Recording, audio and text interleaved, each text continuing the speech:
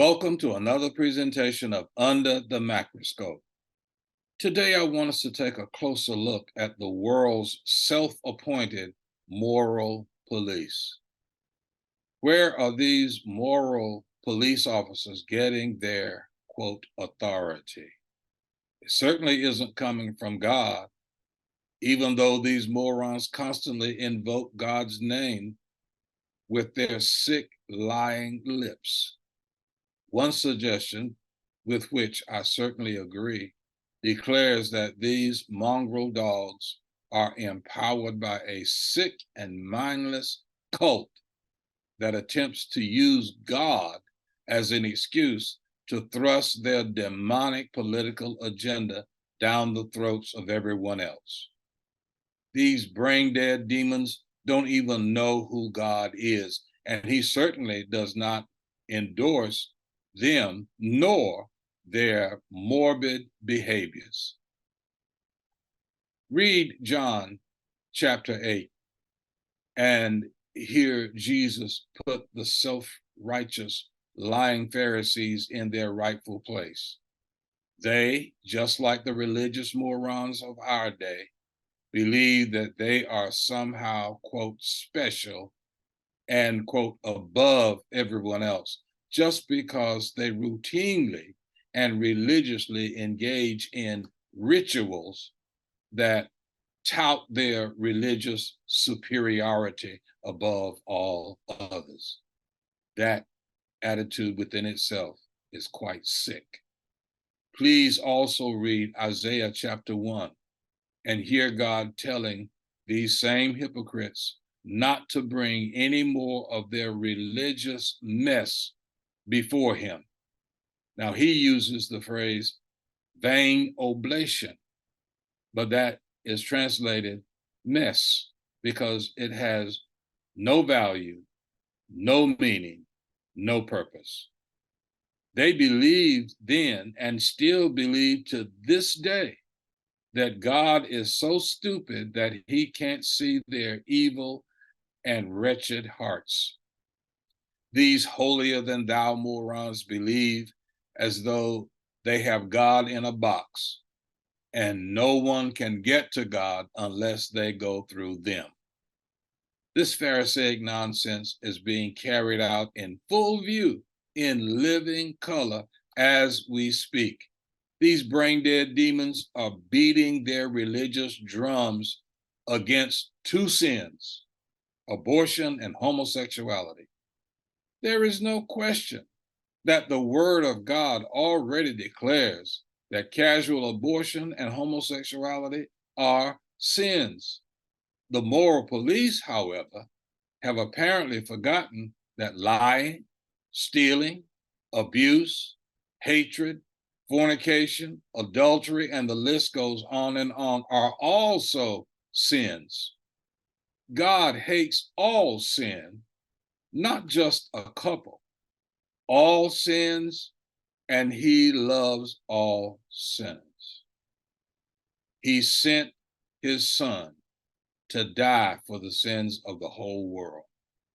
Look at what happened when a pack of slobbering dogs brought a woman to Jesus, claiming to have caught her in the act of adultery. It's quite interesting that the woman was the only one brought to Jesus. Where was the man? She could not have been caught in the act by herself. I contend that since this was a setup to begin with, the man that should have been brought with this woman was standing next to his wife with a rock in his hand while his wife was looking at him with murder in her eyes, telling him that he had better throw his rock. Jesus, knowing their evil hearts, simply said, "Let him who is without sin cast the first stone."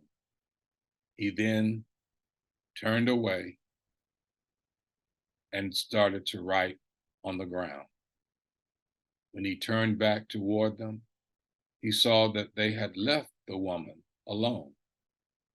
He asked her, "Where are your accusers?" She said, "They've all gone." He said to her, nor do I condemn thee. Go and sin no more.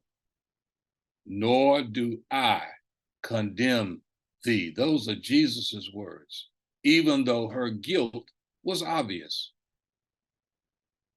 Jesus did not condemn her, but gave her another chance to put away her sin. The moral police condemn other sinners, excusing themselves because they are spiritually dumb and stupid. One of them was quoted recently as having said, "God sent me to be anti-gay." This idiot has obviously never heard of or understood the meaning of John 3:16, 17. If God sent not his son to condemn the world, but that through his son the world might be saved, then anyone who is dumb and stupid enough to declare that God, quote, sent them to do something that he did not send Jesus to do is both a liar and a fool. God gave each of us the right to make our own choices in this life. Please read Deuteronomy chapter 30, verses 19 and 20. Jesus did not beat anyone over the head or twist anyone's arm to, quote, make them follow him. He simply said, "Whosoever will, let him come, and I will in no wise cast out." Yes, everyone has the right to go to hell if that is what they choose. Some godless creeps have declared war on certain sins, idiotically thinking that they are doing God a favor. They are even attempting to ban books that they believe might entice their children to commit sin. Really? Banning books while teaching your children to hate is only going to highlight to your children what liars and fools are. And they see their parents as liars and fools because of what they're teaching them to do to the rest of the world who does not look like, who does not think like them. Your children are not quite as dumb and stupid as you are showing yourselves to be. I contend that books are not really being banned. Actually, brains are being banned by morons who do not have a brain of their own. These idiots really do believe that they have a, quote, right to tell everyone else how and what to think. Go figure.